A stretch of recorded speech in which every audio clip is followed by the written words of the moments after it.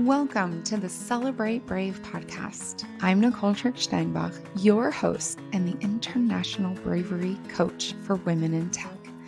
I serve women all over the world to earn more money, create more opportunities, and thrive in the tech industry because tech needs all of us. Are you ready? Let's go. Hello, brave people. Well, thank you for coming back. I appreciate it. So today, I'm going to talk about the 3 biggest mistakes I see professionals doing all over the place. This is not limited to hierarchy.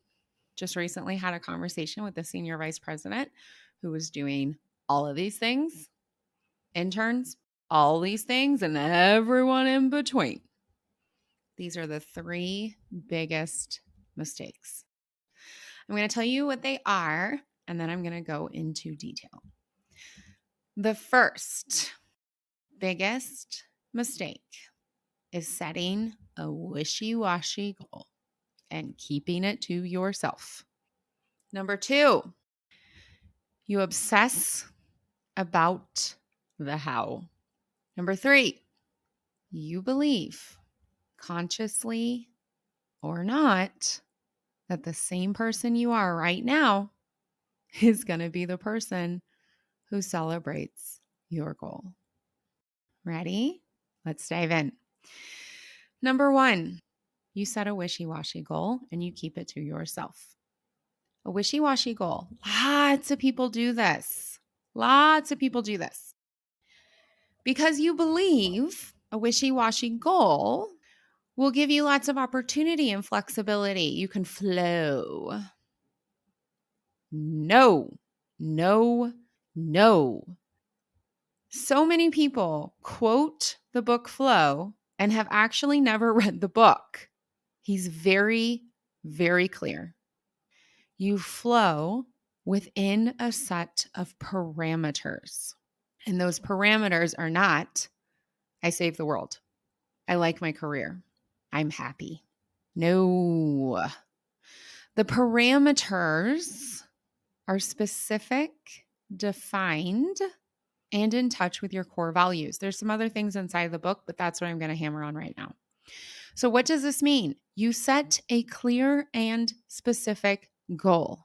For example, by summer 2022, I will have a concrete plan with my manager for my promotion in Q1 2023. Even better would be what specific promotion is going to happen in January 2023. Specific and clear. Why? I want to be happy in my career. I want the next level. That is a decent place to start the conversation and the exploration. And you'll get completely stuck in the how. And it will be wishy-washy. It will be unclear. You'll get confused. You'll get upset. You'll take a break. You'll forget. And before you know it, you look around and you quit a goal you actually never set. We don't like that. That is a no. When you are specific, when you have parameters, yes, you feel more risk. You feel like you could be more disappointed because you put a line in the sand. Yes, I acknowledge that. And now answer the how. Very different answer, correct? Very different response.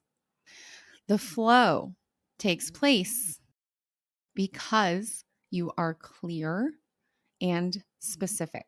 You've got specific terms, you've got timelines, you've got people, you've got the impact and what it means for you. That's right. Specific and clear. And you share it with other people. You start with a few brave people, your coach, your mentor, your best friend, your partner, your sponsor. You start in sharing it with other people and you experience their response. Now, you don't control their response. There are 4 of the most common responses. Absolutely. Number 2, how can I help? Number 3, I don't understand. Let's explore. And number 4, the not helpful one, which is, bah, nope. No matter what the person's response is, you experience their response. You experience getting even more specific, even more clear, even more committed with your goal.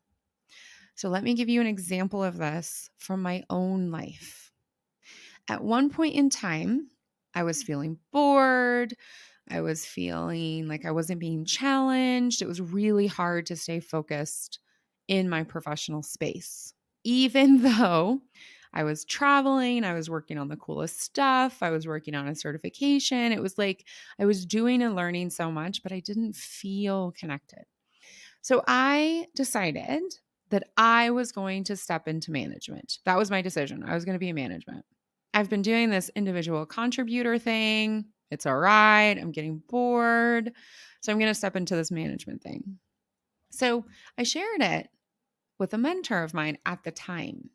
Remember, your mentors change as your goals and as your maturity changes. So I shared it with her at the time. And her response is, "What? Are you kidding? You hate management." I was so shocked. I was so shocked. What? No. You don't understand. I'm bored. I'm doing all these things. I'm learning all these things. I'm so bored. I can't focus. It's like I'm sleepwalking and I'm still doing an awesome job. And she says back to me, "Nicole, you stepped into a temporary management role. You managed a team while our colleague was out ill, and you hated it. You hated this part, that part, this part, and the other part. You disliked this X and X. And the only thing that you said made it even worthwhile was knowing that it was coming to an end after our colleagues' treatments were done." Imagine if I had kept that goal to myself, because she was right. I love leading. I have led teams of over 100 people. I love leading. I love developing people. I love coaching people to their success. You know what I don't like? Management. I don't like the paperwork. I don't like the systematic obstacles.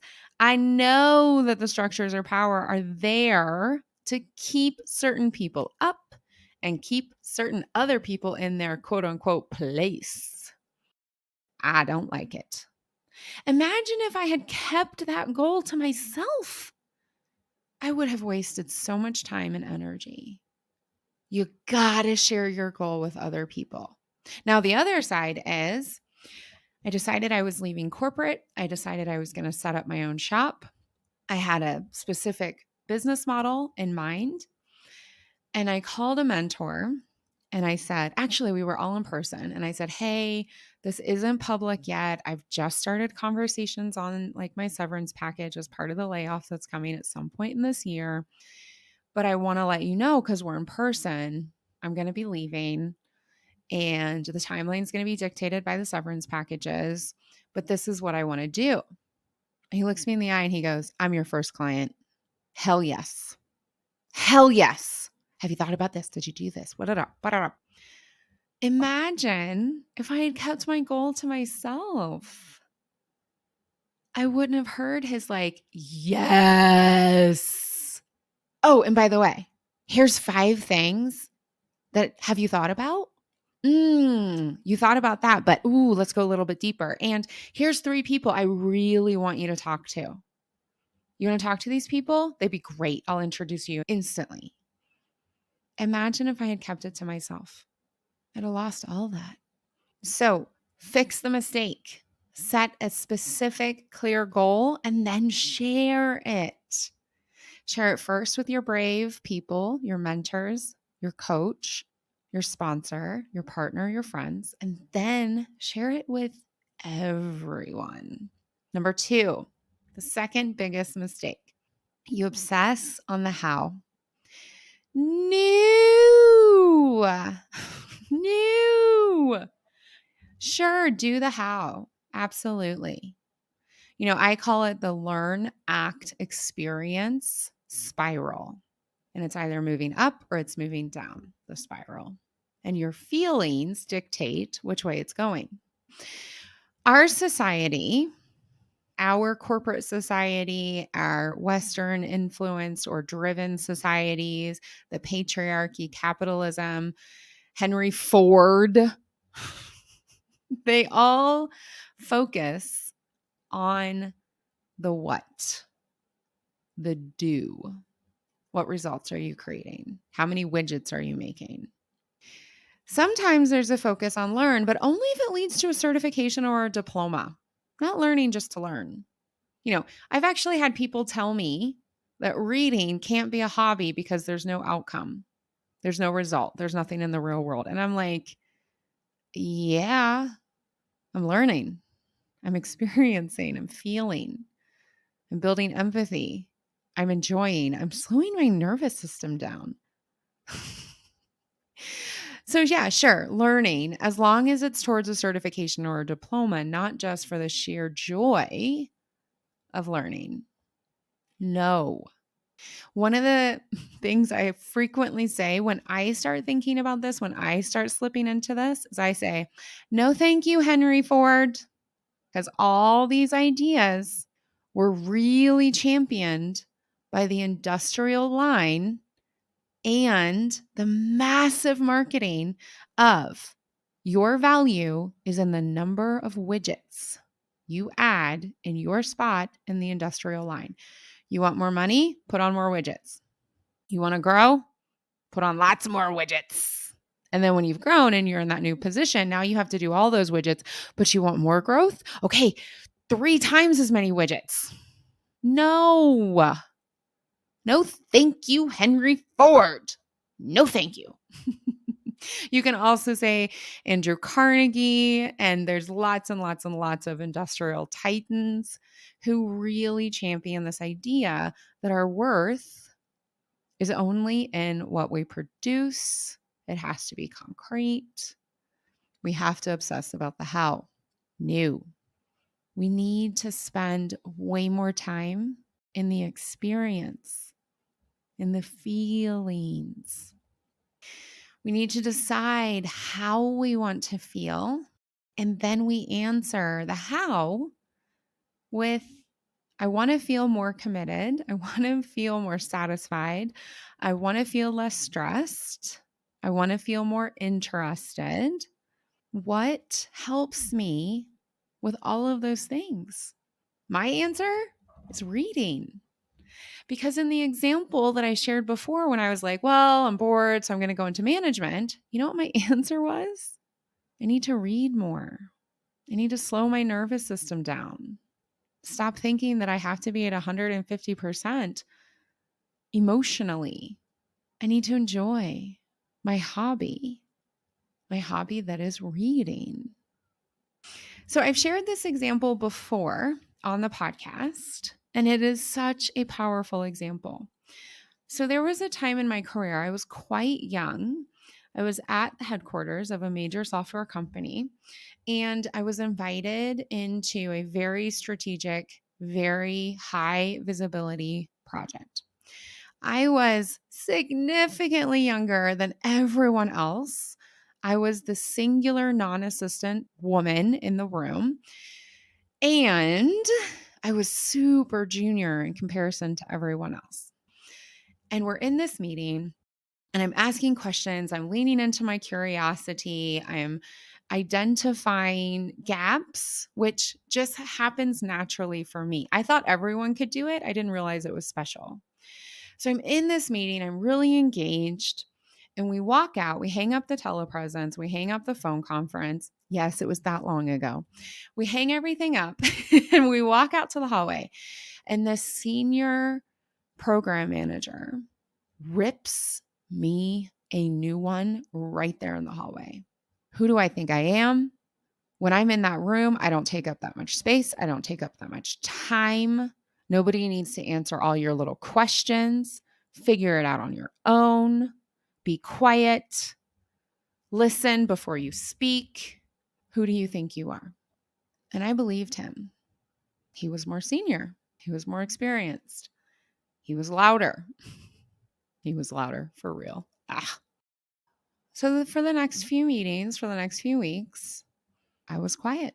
I took up as little space as possible. I didn't ask questions. I had lots of off the record conversations, one-on-one. Hey, Todd, will you help me? I had a question in the meeting. This isn't clear for me. Todd helps me. Hey, Jim, I had a question in the meeting. I didn't understand this part. Could you help me? A couple of weeks go by and I get a phone call from the sponsor who's like, what are you doing? And I tell him the story and he says, you are in this room because you ask the questions, because you see what we don't see, because you're junior, because you do a great job. If you're not going to be that person, get out of the room. Someone else can be there. Don't take up my time. Don't take up my space. I put you in that room. I can take you out of it and I can put someone in there that's going to do their job. He was right. Not the program manager, the lead guy, the sponsor. He was right. I had to feel the discomfort.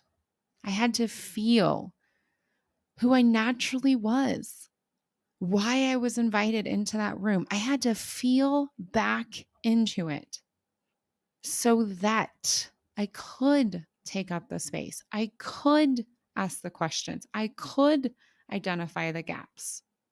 I could not hide the depth I was bringing in one-on-one, off the record conversation, but share it with the entire team all at one time. I had to feel into that. So fix the mistake. Yes, do and learn, and feel as if you've never, ever allowed yourself to feel before. Be in the full learn, act, experience spiral. All right. And mistake number 3, you believe, consciously or not, that the same person you are right now is the person that's going to celebrate the goal. No. This is a simple one for you to confirm with yourself right now. Ready? How old are you? Say it out loud. How old are you? How old were you 10 years ago? Now take 10 seconds and compare you 10 years ago and you right now. You got different habits? Do you have different knowledge, different skills, different relationships, deeper, less deep, new people? You got different thoughts, feelings, beliefs? Of course you do. Of course you do. You 10 years ago could not do what you're doing right now. Heavens, think about all the ways you changed in 10 years. For you to celebrate your next goal, you have to become the person who can have that goal. I wanted to be more interested, engaged. I wanted to be less bored. So I had to figure out how to get the time and the attention and the energy to read. Looking back, it feels so simple. I read a book a week these days. Easy. But back then, that was hard. I had to become the woman who fulfilled her interest and her curiosity through reading, slowed down her nervous system, redefined what committed and complete meant for work from 150% always urgent to ease and excellence. I had to become that person. You may have to become the person who shares her specific goal. You may have to be the person who learns how to feel her feelings and choose another one. Cut out the toxic positivity and be the person who sometimes feels like shit, who wallows, climbs into bed, snuggles down, grabs a cozy mystery, and feels like poo-poo for 2 or 3 hours, 2 or 3 days, whatever you need to do. You may need to become that woman. You may need to become the woman with the knowledge and the experience of negotiation. It takes longer than you think. Feels very uncomfortable. Totally worth it. A client of mine in a 10-minute conversation created, I think, $30,000 because she had the new knowledge, the new experience. She practiced with me on how to negotiate. Fix the mistake. You cannot be the same person and get different results. You work on these 3 mistakes. You set specific, clear goals and you share them with others. You obsess about feeling and doing and learning. You know that you have to become a new you, a newer version of you to celebrate your goal. And you will reach every goal you set and more. You'll do it with less drama. You'll do it faster. You'll do it with more ease. You'll role model for other people how to create the results you actually want, how to live a life you actually enjoy, how to have a career that is actually rewarding. Work on these 3 things. You are on your way. So start today, start now, keep going. And until next week, brave it up. Thank you for listening to this episode of the Celebrate Brave podcast. If you're ready to build your brave, to live a life you love, and create a career that matters to you, reach out. Together, we can spend time one-on-one to explore how I can help you. And until then, share this episode with people in your life, people who can join our movement to redefine brave, how we identify it, experience it, and celebrate it.